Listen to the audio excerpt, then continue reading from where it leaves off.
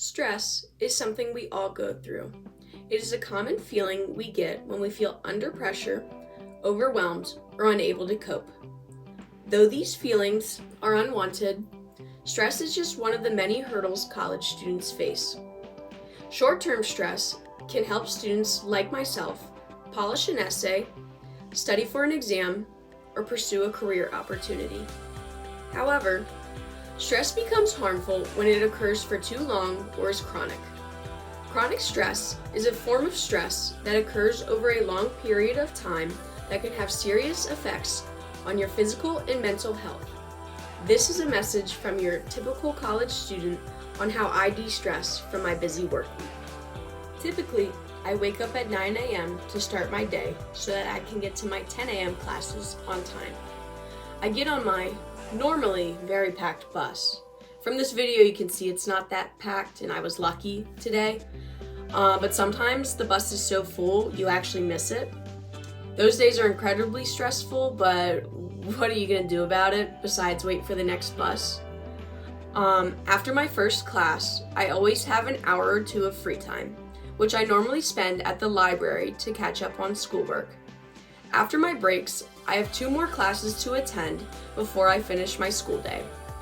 Depending on the day, I have work right after school, forcing me to book it from my last class to the bus stop. When I don't have work, I am either in the library doing schoolwork or participating in my clubs, kendama, and flag football. The weekends are typically the days I look forward to most. Honestly, that Friday and Saturday are my saving grace to get me through most weeks.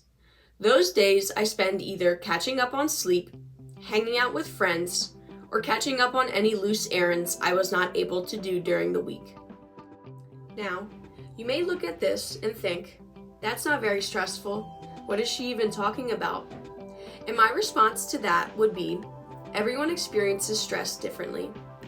This is due to several factors such as personality, differences in goals, coping styles, environment, and biology. The stress appraisal hypothesis refers to the process by which individuals evaluate and cope with a stressful event. Primary appraisal, the first step, asks, "Am I okay?" which is then followed by secondary appraisal that asks, "What can I do?" The concept of appraisal explains why we all react so differently.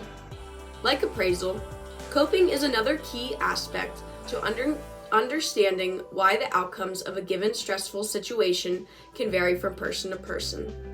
Coping refers to the thoughts and actions people use to manage stress, manage the problem causing the distress, and sustain positive well-being. Personal activities I use to distress include planning, self-care, social support, and mindfulness. Many stressors in college come from improper time management. Though I feel there is a lot on my plate, I make sure to make a calendar at the start of every month with all my assignments, exams, work schedule, club meetings, and other activities in check. Self-care can take the face of many different activities, but I tend to catch up on sleep and meal prep nutritious meals, as well as watch TV over the weekend. The weekend provides a break from my stressful reality and gives me a brief mental and emotional vacation.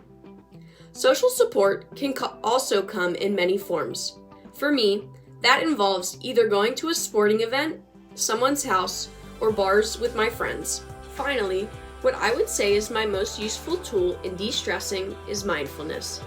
Mindfulness is the basic human ability to be fully present, aware of where we are and what we're doing, and not be overly reactive or overwhelmed.